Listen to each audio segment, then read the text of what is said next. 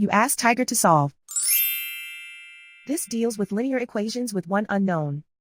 The final result is x equals -10. Let's solve it step by step. Simplify the expression. Group like terms. Simplify the arithmetic. Group all constants on the right side of the equation. Add 12 to both sides. Simplify the arithmetic.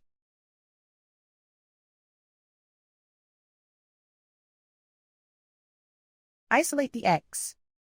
Divide both sides by -2. Cancel out the negatives.